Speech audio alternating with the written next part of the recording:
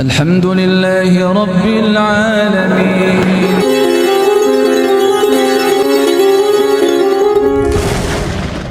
Ya ayo, mumpung kita masih punya kesempatan hidup, ya kita langitkan tujuan kita akhiratkan dunia kita.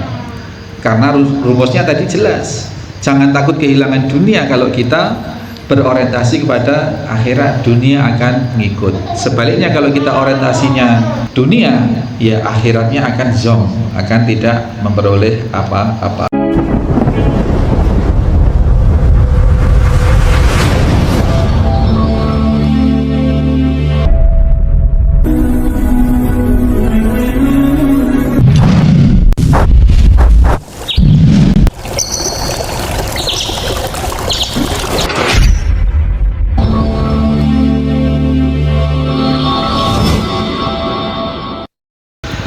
Bismillahirrahmanirrahim. Assalamualaikum warahmatullahi wabarakatuh. Innal hamdalillah nahmaduhu wa nasta'inuhu wa nastaghfiruh wa na'udzu billahi min shururi anfusina wa min sayyiati a'malina. May yahdihillahu fala mudilla lahu wa may yudlil fala hadiyalah. Asyhadu an la ilaha illallah wahdahu la syarika lah. Asyhadu anna Muhammadan abduhu wa rasuluhu wa ba'd. Alhamdulillah, hadirin hadirat di Aula Yatim Center Situbondo, rahimani wa rahimakumullah. Kapan kekuatan fisik, kekuatan ekonomi, kekuatan politik, kekuatan sosial itu akan menjadi manfaat, akan mendatangkan banyak kebaikan?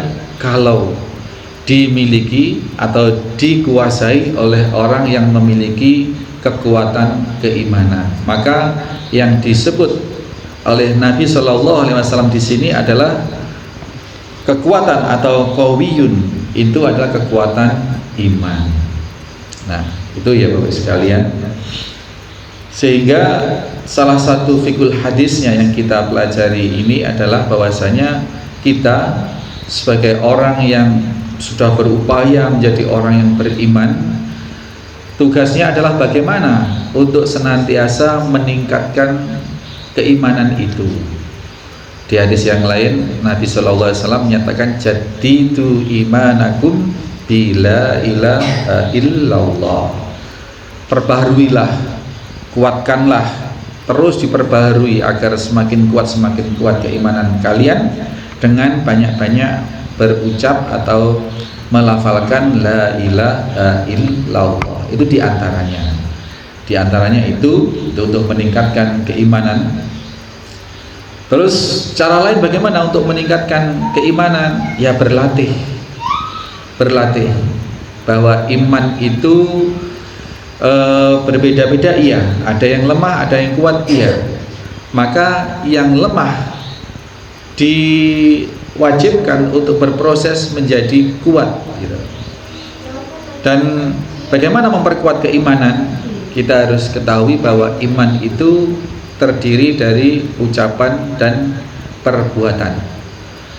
Iman bisa bertambah dengan upaya-upaya peningkatan amal soleh. Amal soleh itu, ketaatan itu baik bil lisan, bil qalbi, bil lisan dan bil jawari, dengan hati, dengan lisan dan dengan anggota badan. Kita latih itu untuk terus mengasah ketaatan sehingga iman kita bisa bertambah kuat dan terus kuat. Sebaliknya, kita harus mencegah diri dengan mujahadah kita untuk menghindari hal-hal yang bisa menurunkan kadar keimanan kita. Apa yang bisa menurunkan kadar keimanan kita? Yaitu perbuatan-perbuatan dosa, perbuatan-perbuatan kemaksiatan, perbuatan-perbuatan yang melalaikan ketaatan kepada Allah Subhanahu wa ta'ala. Jadi rumusnya ada plus minus gitu. Plus itu iman akan bertambah apabila kita melakukan ketaatan, iman bertambah. Dan apabila satu saat kita tergelincir atau atau apa istilahnya, khilaf, melakukan kemaksiatan, melakukan dosa, itu iman menurun. Maka stabilitas naik turun iman ini kita harus jaga. Salah satu penjagaannya adalah dengan jadidu imanakum bila ilaha illallah. Kita perbanyak wirid, kita perbanyak lesan kita perbanyak dengan kalam tauhid itu, la ilaha illallah. Ya, baik secara qalbi maupun dengan lesan. Faedah berikutnya bahwa dari kalimat Nabi ikhrish alama yanfa'uka, bersemangatlah kalian untuk bisa melakukan atau bisa menghasilkan manfaat untuk diri kalian, gitu. Jadi segala sesuatu perbuatan baik yang bisa mendatangkan manfaat. Manfaat apa? Manfaat dunia atau manfaat akhirat? Dua-duanya. Tetapi titik beratnya adalah kemanfaatan akhirat. Karena apabila kita mengupayakan, bersungguh-sungguh, berupaya, bersemangat, ikhris, bersemangatlah dalam menggapai kemanfaatan akhirat, maka rumusnya sudah jelas. Kemanfaatan dunia itu akan ngikut. Ya, ini filosofi lama yang sedemikian gampang dicerna. Kalau kita nanam padi, itu rumput pasti ikut tumbuh. Dan rumputnya ini tidak bisa kita prediksi apakah genjeran, apakah enceng gondok, apakah teki, apakah rumput gerinting. Itu macam-macam bisa tumbuh dengan sendirinya, dan itu menjadi hak kita. Wong di sawah kita, Pak. Mau kita ambil, mau kita enggak ambil, mau kita, dan ada semanggi, ada genjer, itu seperti ada kul kadang-kadang, Pak. Gondol ya, Pak. Itu kita ambil dari sebab kita nanam padi. Tapi kalau kita menyengaja hanya nanam rumput, Pak, katakanlah rumput yang paling bagus, apalah yang bisa dimanfaatkan, semanggi, apa? Rumput gajah misalkan, ya mustahil padi itu akan ikut tumbuh. Nah, ini rumus yang sedemikian familiar, yang mudah kita cerna. Demikian pula kalau kita mengejar kemanfaatan akhirat, aneka kemanfaatan dunia itu akan ngikut tanpa kita bisa prediksi, tanpa bisa kita tolak juga, gitu. Maka rugilah kita kalau di dalam hidup ini kita sehari-hari hanya memikirkan nanam rumput, karena padi akan mustahil. Keseharian kita kalau kita hanya memikirkan bagaimana harta kita bertambah, bagaimana agar anak kita pinter sekolah, bagaimana agar kita nanti mati bisa meninggalkan warisan, bagaimana agar masyarakat menghormati kita, bagaimana agar ini agar itu, yang itu semua kandas dalam urusan duniawi, ya duniawinya belum tentu diraih seperti yang diupayakan itu, akhirat pasti tidak akan didapat. Karena salah satu syarat memperoleh pahala akhirat itu adalah harus niatnya atau nawaitunya harus lillahi ta'ala, orientasinya harus akhirat, gitu. Ini sangat mudah dicerna perumpamaan ini, sehingga kita bisa menganalisa diri kita sendiri. Kalaupun kita sekarang kuliah, kalaupun kita sekarang ngaji, mondok sekalipun, kita harus timbang lagi, apa sih tujuan saya? Anak-anak yang santri di Al-Firas, kalian di Al-Firas cari apa di Al-Firas? Apa sekedar cari hafal Quran? Apa sekedar cari istri? Yang sudah dapat istri, ya, apa, dan seterusnya. Yang di situ hanya mentok pada tujuan-tujuan dunia, gitu.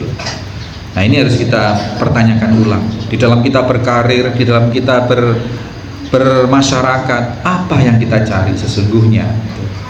Kalau tujuan kita masih mentok dalam kemasyarakatan, dalam dunia, ya ayo, mumpung kita masih punya kesempatan hidup, ya kita kita langitkan tujuan kita, kita langitkan, kita akhiratkan dunia kita.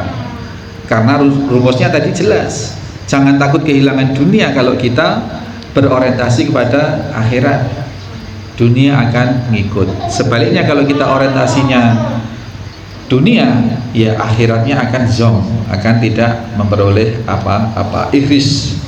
Maka bersemangatlah kita di dalam mengupayakan kemanfaatan, manfaat bagi diri kita dan manfaat bagi sebanyak-banyak manusia. Ingat, di antara kualifikasi orang beriman adalah khairun nas, manusia-manusia yang sudah memiliki modal keimanan, keislaman. Di antara mereka yang terbaik adalah anfa'uhum linnas, yang bisa menghasilkan manfaat bagi manusia-manusia lainnya. Wasta'in billah. Untuk itu Bapak Ibu sekalian, maka kita diperintahkan oleh Rasulullah bersemangat ya bersemangat, hebat ya hebat, tapi jangan sampai lalai terhadap pertolongan Allah Subhanahu wa ta'ala. Prestasi apapun yang kita ciptakan, yang kita hasilkan, kemampuan apapun yang bisa kita lakukan, ini tidak lepas dari pertolongan Allah Subhanahu wa ta'ala. Maka hidup kita harus kita nisbatkan kepada Allah.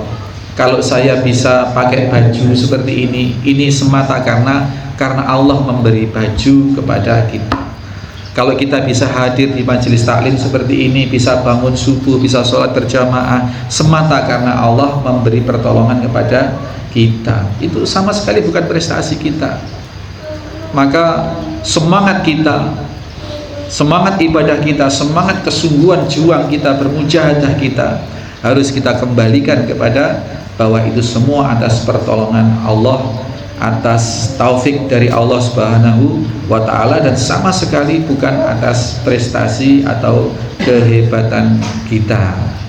Maka semangat untuk memperoleh, untuk menghasilkan kemanfaatan untuk diri maupun untuk orang lain, ini harus dilandasi dengan permohonan pertolongan pada Allah Subhanahu wa ta'ala.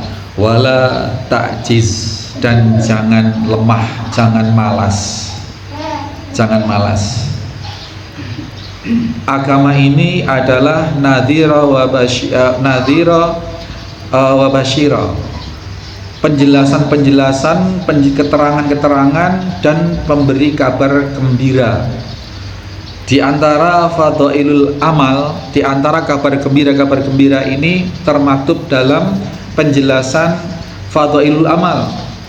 Kalau sholat subuh berjamaah, kalau sholat isya berjamaah, ini pahalanya setara dengan sholat setengah malam. Kalau kemudian disambung dengan sholat subuh berjamaah, maka seperti sholat semalam suntuk. Maka sholat isya dan sholat subuh kalau ya diusahakan harus berjamaah di masjid, musola, tempat sholat berjamaah. Itu. Ini fadhailul amal. Sholat sunnah fajar atau qobliyah subuh, ini pahalanya melebihi dunia seisinya, pencapaiannya dunia seisinya. Ini diantara fadhailul amal. Kalau kita bisa memperoleh derajat muttaqin, maka diberi pahala oleh Allah berupa jannah, jannatin tajri min tahtihal anhar, surga yang di bawahnya mengalir sungai-sungai. Maka perintahnya kan di surat itu, wasari'u ila maghfiratin mir rabbikum wa jannatin arduhas samawati wal ardh. Jadi apa? Harapan-harapan atau kabar gembira yang disampaikan dalam pensyariatan ini adalah dalam rangka kita agar tidak lemah. Di situ kita memegang janji-janji Allah, informasi dari Rasulullah SAW atas segala yang bisa kita peroleh apabila kita menjalankan ketaatan-ketaatan. Apabila puasa di bulan suci Ramadan berdasarkan iman dan pengharapan atas pahala, pamrihnya hanya kepada Allah, maka dosa-dosa diampuni. Ghufirallahu ma taqaddama min dzambi, dosa-dosa yang telah lalu diampuni, dan seterusnya. Banyak sekali kemudahan atau pahala-pahala yang bisa kita peroleh.